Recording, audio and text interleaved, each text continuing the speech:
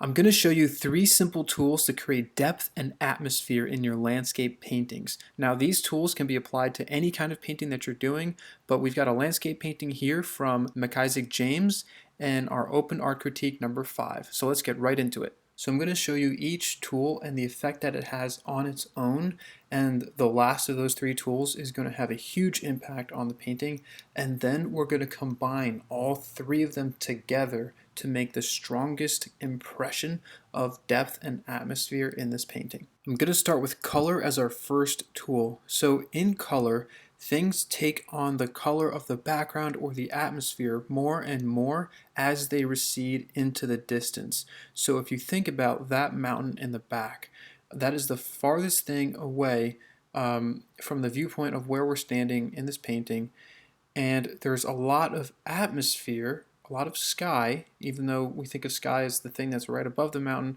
there's sky that's in between our eyeballs and that mountain, right? So there's a lot of space, there's a lot of atmosphere, there's a lot of particles of dust, light being refracted off in different directions that would take on the color of whatever the sky is, this atmosphere that we're in, which is this light blue color.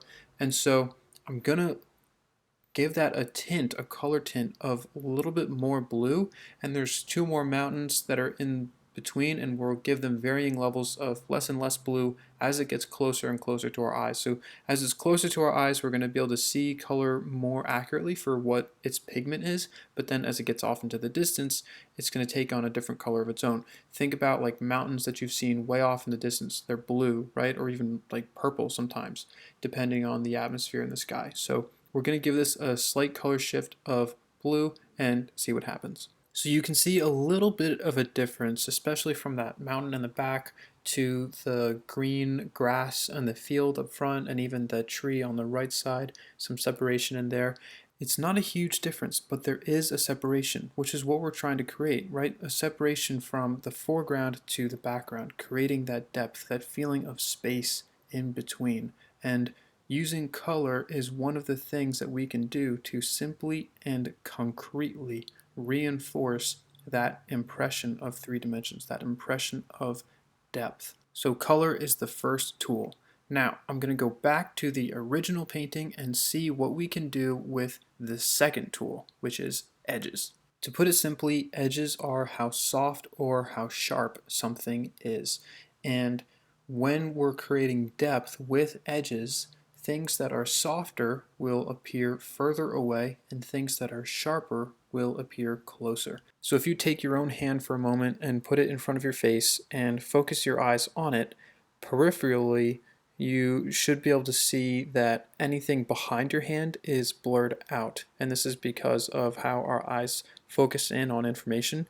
And so we're just applying the same concept here in this landscape painting. So I'm going to blur out the edges in the background. I'm going to make them softer so that we can create some separation using edges only. So here we go. I think I may have blurred out the back edge of the hills a little too much. Even though it's far out in the distance, I may have lost the impression of trees hitting that skyline, or it could also be the fact that the focal point of this painting really makes my eyes gravitate towards the hills, and to see it so blurry is messing with that. But in any case, look at the separation between the trees on the right and left to the sky.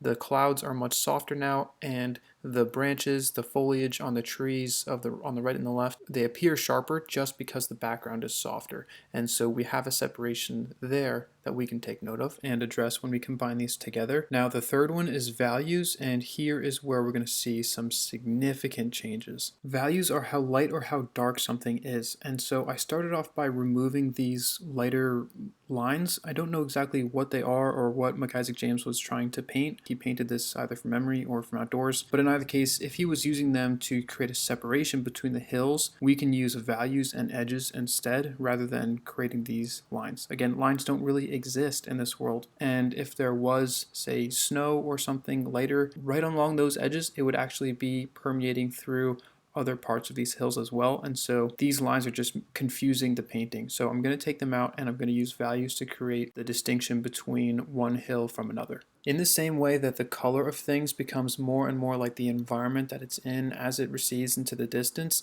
value also becomes more like the environment that it's in. So I'm going to take some of this lighter sky value and spill it over the hill in the back, and then do the same to a lesser degree on the hill in front of that one. And the hill in front, you can see that even though the colors are different, the value is actually the same. So I decided to take this one and make it slightly darker. But now we've got a new problem on our hands. Even though the values are nicely separated by the hills, we now have that tree on the left blending into the hill in front. And so we want to recreate that separation again using our values. Because that tree is in the foreground and it's in shadow, I know that I have room to make it darker, which is going to help create that separation between that tree and that hill. So you can see how much of a difference values can make in a painting. Values are the skeleton of a painting. They hold everything together, and there's nothing that makes more of a difference than values.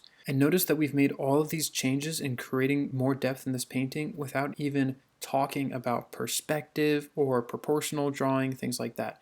Now that is a fourth tool that you can absolutely use, and you can see that McIsaac has actually already done that with the fence, which recedes as it goes further back into the distance. And especially because I don't have reference for this, I'm not going to make judgment calls on how that could be improved. So I'm just going to focus on these three. And now we're going to combine all three of these tools together to reinforce that illusion of depth and atmosphere. So as I'm doing this, you might be noticing that I'm not necessarily using all three of these across the board for everything.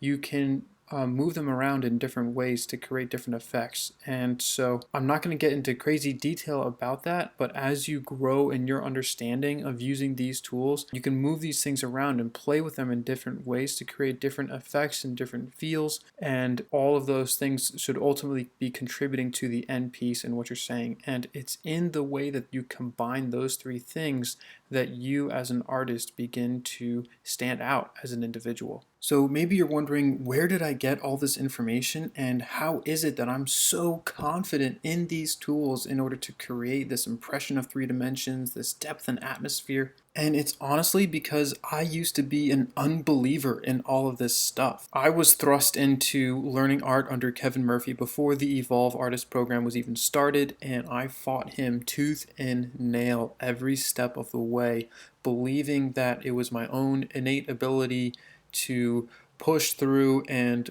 do things my own way in order to create art. And his patience with me and my unwillingness to give up finally led to breakthrough in understanding that all of Kevin's wisdom and experience was actually consolidated into a simple process, into these simple tools that actually had an objective impact on these paintings, these pieces of art. And it completely transformed not just how I make art, but also in how I see this world, this beautiful world that we live in.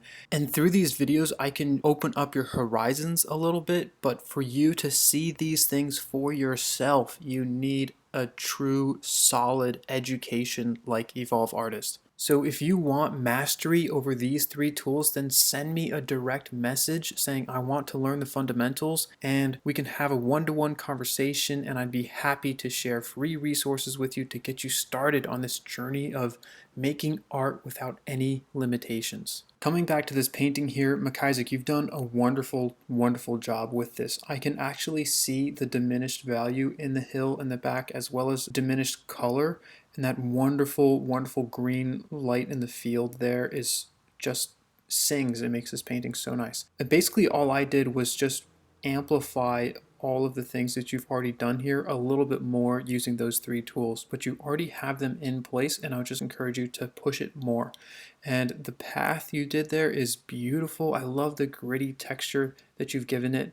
And again, that field, it just sings. I didn't even touch that. I just loved it so much. That warm, yellowy light from the sun just contrasts so beautifully and elegantly from the rest of the painting, which is overcast by these thick white clouds. And I can see that you were paying attention to your temperature shifts in order to capture that nice feeling. So let's show some support for McIsaac in the comments below, sharing what we love about this painting. And if you would like a thorough open art critique like this one, then give us a follow or join our Successful Artists Facebook group to stay tuned to when submissions open for open art critique number 6. And if you want to learn the fundamentals, don't forget to send me a direct message. Happy painting!